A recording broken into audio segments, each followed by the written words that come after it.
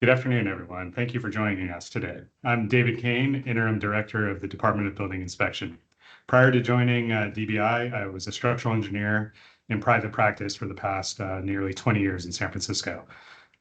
I want to thank all of you for taking time out of your day to join our forum, ask questions, share your perspectives, and offer your advice on how we can improve. We will share important updates today about PermitSF's technology updates, including our new contractor authorization process, upcoming trade permit migration, give feedback about the interviews from our applicants' experiences with the new portal, as well as the planning department's one-time penalties for building violations. After that, we'll open up the floor to general questions and your comments. Now I'll turn it over to PermitSF Director and our colleague Liz Waddy and Department of Technology's Zoya Khan to provide updates on PermitSF. Thank you. Thanks, David. And Kelly, I think we can go ahead and run the slides. Hi, everyone. This is not my first rodeo. I'm Liz Waddy. I think I've met most of you, but for those who are joining that I haven't met, I wear two hats here in the city, both the Director of Current Planning over at the Planning Department, as well as the Director of PermitSF. Go on to the next slide. So today we wanted to give a couple updates on the PermitSF portal and technology updates of where we are, what we've gone live with, what permit types we've pushed into this new portal so far, and what's coming up next, and a few asks for customers who want to get involved. So on to the next slide. Just to level set, again, the principles that we are always driving with the PermitSF initiative. As a reminder, this is Mayor Lurie's first executive directive when coming into office in February of 2025. But it's really about improving the customer's experience dealing with permitting across all of the disparate city agencies, with our really driving principles being that permitting should be customer-centric, it should be fast, predictable, and transparent, and we should be acting as one city. We know we are not entirely there yet, but these are our motivations with every improvement that we're making as part of the PermitSF initiative, whether that's a process improvement, a technology improvement, or a legislative improvement. These are our sort of driving forces here. Next slide. Specifically today, we want to talk about that that one leg of the PermitSF initiative, the technology leg. So far, and as you I'm sure know, we went live with our first round of permit types into our new PermitSF portal in February. And so far to date, and not even to date, I think this is probably as of about a week ago, there were over 1,000 permits that had been submitted into this new portal. To me, what's really fascinating is a couple of things. Like one, we have a technology tool that now gives us such an amazing granularity of technology of data that we've never had before in terms of our performance in the permitting space. And so what's great to see is about 15% of the permits that have come through have been on during non-business hours. And I think that was one of our big hypotheses in going into this, is especially for the permit types that we launched in February, which are inclusive of doors, siding, and window replacements, that we were going to see a lot of folks who are homeowners, who have full-time jobs, who have lives, who really needed that ability to conduct business outside of, the 9 to 5, whether it's, on weekend, nights when the kids are asleep or on weekends, but having that latitude. And I think the data proves that point, that a lot of folks are really using the system outside of business hours. It's also driven down wait times at the fire department by more than 50%, which is also exciting. Again, more data at a granular level of the number of fire department permits, the building permits, as well as, again, we have a special event portal for sort of initial inquiries into hosting special events that we've been able to help people navigate what permits they will need to host special events in San Francisco. So we're continuing to iterate, we're continuing to improve. Again, we didn't expect everything to go perfectly when we went live, but things have been going really well. We've continued to meet our commitment for building permit processing times of meeting this sort of 2-day processing time. So overall, I think we're really happy with what we've delivered so far, and we plan to continue iterate on that. Next slide. The latest thing that we have pushed into the new system is what we're calling the contractor authorization record. This is less of a permit type and more of what I think of as sort of a foundational building block for us to be able to turn to our next phase of permits that we'll be launching later this year. So this is called the contractor authorization. As many of you know, especially if you're contractors listening in, that right now DBI has a way of collecting paperwork. You have to come to the city, you have to submit paperwork to basically get validated as a contractor with a certain license type. You do it once, you get in the system, and it kind of gives you that green light to be able to pull those types of traditionally trade permits expeditiously.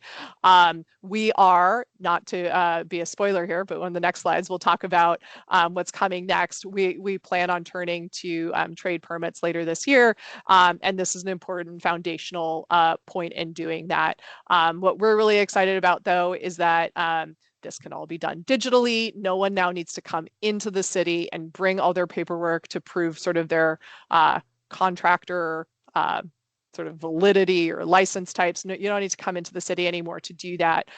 What also I think is really great, one of the highlights of this, is it really lets a contractor be in the driver's seat for who they want to authorize to pull their permits. So think if you're a large, contractor firm, a Swinnerton, a Webcor, et cetera, folks that do a lot of jobs, have a lot of different employees over the years. This really lets those folks be really clear about who, what authorized agents are tagged in and associated with their firm and are able to pull permits and delete them. So, if Bob, the, permit puller, is no longer with your company at Swinnerton, you can just delete Bob from your authorized agent list and he's removed. One of the things that we've really seen in the city system, because it is such a manual process where folks need to come in to authorize people, that we have a fair amount of dirty data in there, and there are a lot of people that are no longer actually associated with firms that are still listed in the system. And so this just makes it much easier to plus minus different people to be authorized. Next slide. So this is a quick snapshot of where we've been. I've talked about the February items and where we are on that, what we just went live with a couple weeks ago with this authorized contractor record type. We also went live with a fire department water flow permit. What we're really excited about here, as you can see as we march from left to right here, by the end of this year, the fire department will have all of their standalone permits off of their legacy system, and that system can be fully deprecated, and it will be fully in our new PermitSF portal. So we're really excited about that. What I want to talk to you mostly on this slide is just what's coming next. What can you all look forward to moving forward? One thing I'll just plug is the approach that we're taking moving forward is we're going to release permits as we're done with them. We're not going to do these big bang releases, but instead we're going to release them as we've got them, obviously with enough heads up to the relevant types of customers that are likely to be involved. So we're right now working on a lot of the trades permits, sort of the instant online permits, so the plumbing, electrical, mechanical. We are focused on kitchen and bath remodels, re-roofing, solar, sign permits. Again, on sign permits, PermitSF efforts earlier last year, we reformed what types of signs even need permits in the first place. So it's a much smaller universe of folks who actually need signs.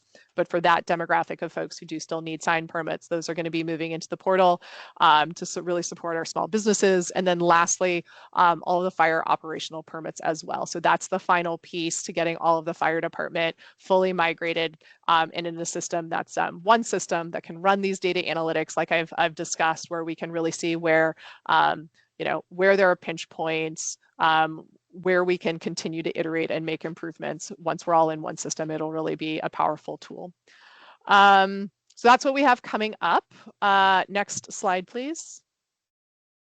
So our asks of you and some next steps, we would love for that next phase of permits coming up. If those are permits that you are often involved in and you've got thoughts, we would love to interview you.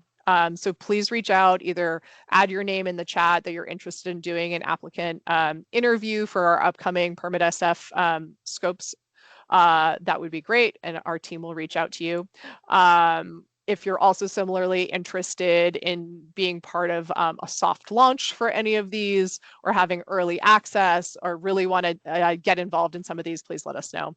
And then my last plug would be, like, if you are a contractor or if you work really closely with contracting firms, please let them know, spread the word about the contractor authorization. Our goal, our perfect scenario would be that every active contractor who's in our current database logs in and registers into this new one, so that when we are ready to turn on the lights for our electrical permits or plumbing permits, et cetera, that contractors that have the right license type to pull those are already in the system, and they can just pull the permit, submit it, and it'll be seamless for them. We know these are really a high volume typology of permits, and again, this is a foundational piece to facilitate that when we release those permit types later this year.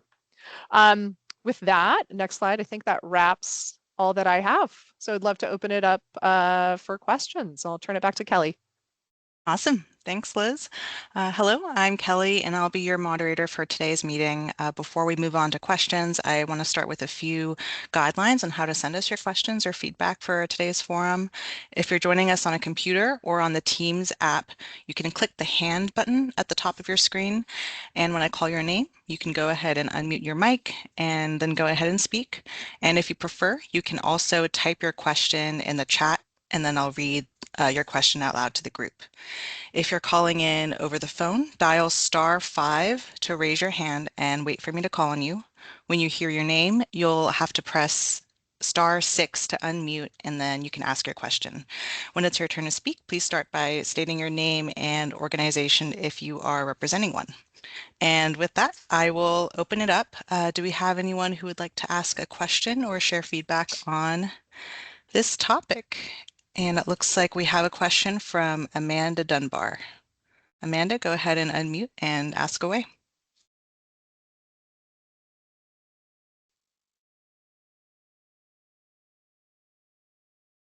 Sorry, Amanda, we can't hear you.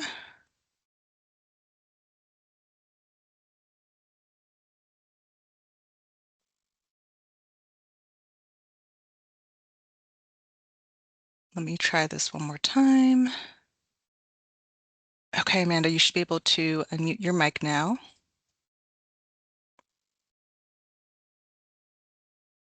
Okay, sorry about that, Amanda. We'll circle back. Does anyone have any questions for Liz?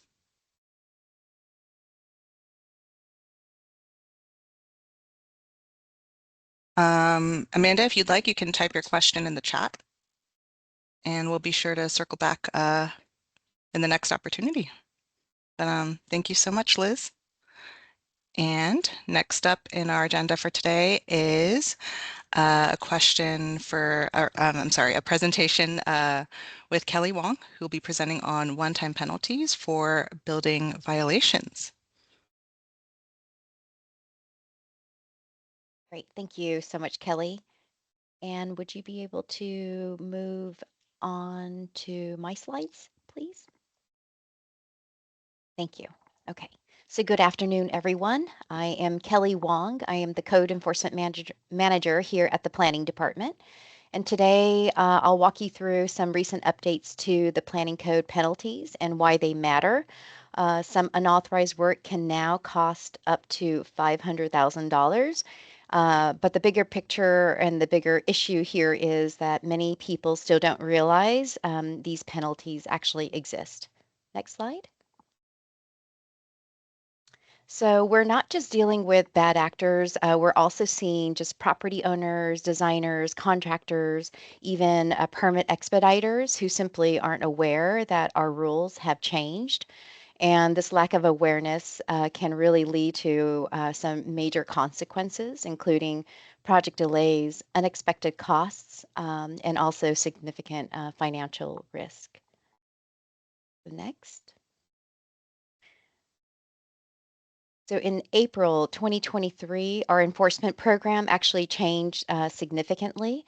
Our penalties became both higher and also more serious. The daily penalties actually increased, and new one-time penalties for specific violations were introduced. So we also now record order of abatements on property titles when violations continue. And we can also place a lien to recover any outstanding penalties and or enforcement fees. So overall, this represents a shift towards a more punitive enforcement model. And so next. And I really wanted us to maybe kind of focus on this here, and this is what it looks like in practice. So our daily penalties increased from up to $250 a day to $1,000 a day, and that's per violation. Also, the new one-time penalties include up to $250,000 per unit, and this is for either a removal of one legal dwelling unit or when adding 4 or more unauthorized dwelling units. And also up to $500,000 per structure for the major alteration or significant alteration, damage to or demolition of a historic structure. And then the third one-time penalty we have right now is up to $150,000 for the misrepresentation of tenant information on applications. This last one-time penalty also was just actually added in 2025. Also allows the planning department now to refer these to the ECC, the Expanded Compliance Control Program. And more importantly, I just wanted to point out that these one-time penalties can actually be stacked, meaning if we have seen cases where 2 of the one-time penalties can apply. And so the financial exposure can be significant, and it also comes with a lot of project delays. And so one last note is that these penalties are separate from the enforcement fee, which is actually accounting for staff time and materials. So everything is separate. And you can also have a daily penalties on top of the one-time penalties. Next.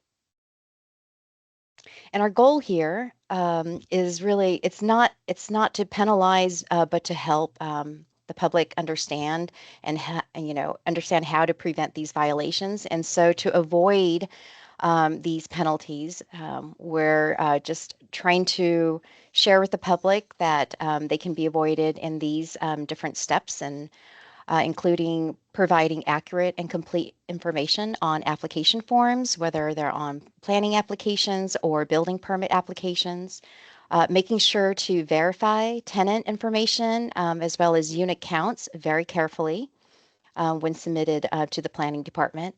And this includes also how information is presented on drawings on both planning applications and permit applications. And then also during construction, always check with the planning department before making any changes to any approved scopes of work. And sometimes this may mean that, a correction notice is issued by DBI, or a new permit is required in order to capture the changes in the scopes of work. Planning usually has to review those to make sure that what is being undertaken is still in accordance to our prior approvals. And then next. So I've included some of these links here. I'm trying to keep this very short in hopes that some of these links might help you better understand our enforcement process. We also have lists of criteria that's used for the one-time penalties that's on our website, and also access to relevant planning code sections and also our fee schedule. And then lastly, yeah, that's the next slide. just thank you for your time, and I'm here for any questions, or if you want, you can send an email, and I'd be happy to follow up. Thank you. Thank you so much, Kelly. Do we have any questions for Kelly about this topic in the chat or or if you have a question, please raise your hand.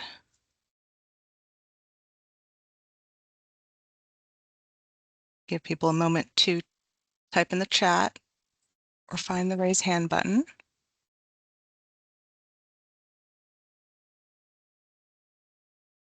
Okay, so I think we'll open it up more broadly. Does anyone have any questions for Liz or Kelly about any of the topics? It looks like we had a question from Amanda who asks, for kitchen and bathroom models, is this specifically for kitchen or bathroom models with replacing finishes in place, or is this for kitchen and bathroom models including moving walls around?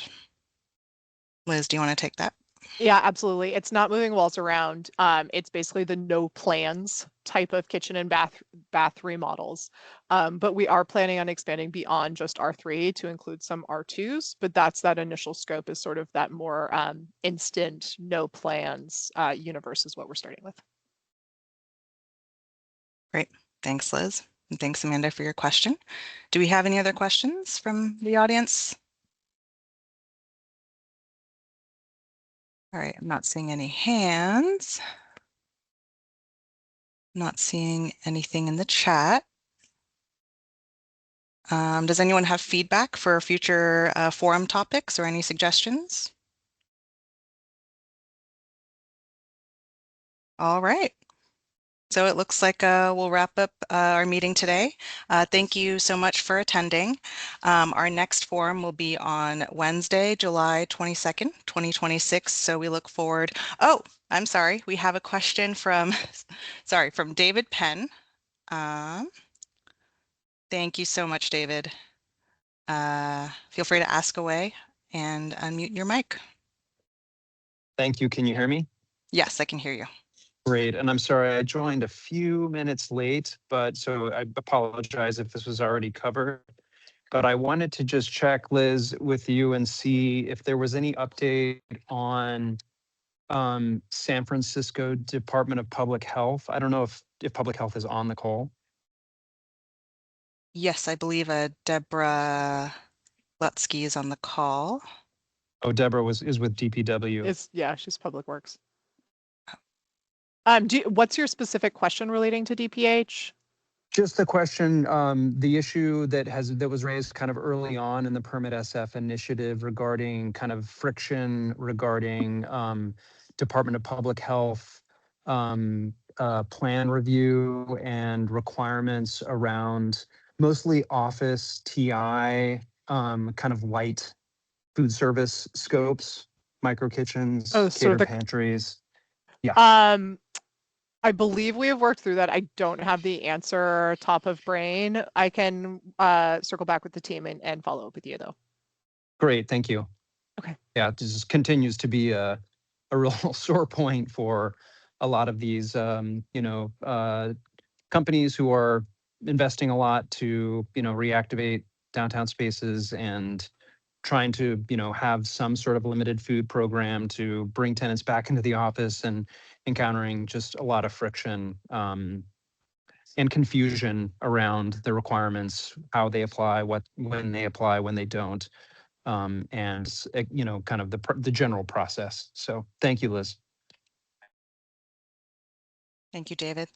We have a question from Michael Verity. Michael, ask away.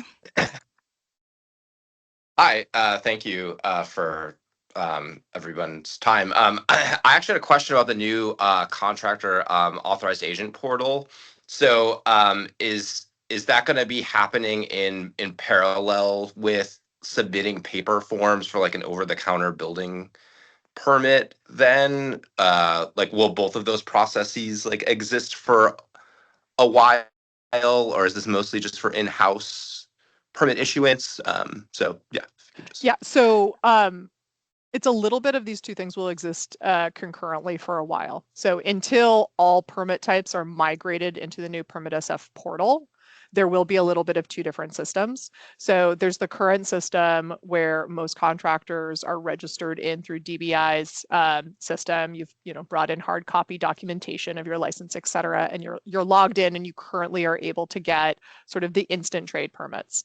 That will continue working until we launch and we migrate that permit type over into the PermitSF portal. However, there will likely continue to be for quite a while other permit types that are not yet in the PermitSF portal that need to rely on this system. So we do hope to eventually sort of deprecate again the old system of the old contractor authorization system. We are not there yet. We will definitely alert folks when they are. So what we would say is, like, if you are already enrolled into the DBI contractor database, please enroll in the new one also. It's not going to delete you from the old one. You'll stay in the old one. You'll be in both spaces, which will let you have ease of getting permits in both systems. And the goal will be to slowly offload the old system and rely on the new system. But we're not going to flip a switch where if you're not in the new one, the old one is gone on day one. Hopefully that answers your question a bit. It does. As a quick follow-up to that, so if you're, is the intent for that at the moment then just for the permits for this to like associate the contractor's authorized agent with the permits that are in like the PermitSF portals right now, like, or yeah, so if they are in this, if their data is in this portal, can we tell DBI, can we not tell DBI at this point, like, oh, like, this is an authorized agent in the portal for like a regular, like, over-the-counter building permit or like a larger. I see what you're saying. Rely on the new system for the more analog process that we have currently. I think we're hoping to get there, and we will certainly get there likely sooner than we will get all of those permits into the new portal. We're not at that phase yet. But I will take that back to see if we can get sort of a timeline estimation of when we can rely wholesale on the new digital contractor authorization form, because we know there are a lot of contractors who didn't bother getting in the old one because it was kind of laborious to enroll, who now are interested in being in the new one, and they would like to be able to rely on that for pulling all types of permits, not just the ones that are in the portal. So I'll flag that question and see if we can sort of speed up that transition. Okay, great. Yeah, thank you. Awesome. Thank you, Michael. Thank you, Liz. It looks like we have covered everyone's questions for the meeting. Thank you so much for joining again today. Our next forum is on July 22nd, and we hope to see you then. Have a good night, everyone.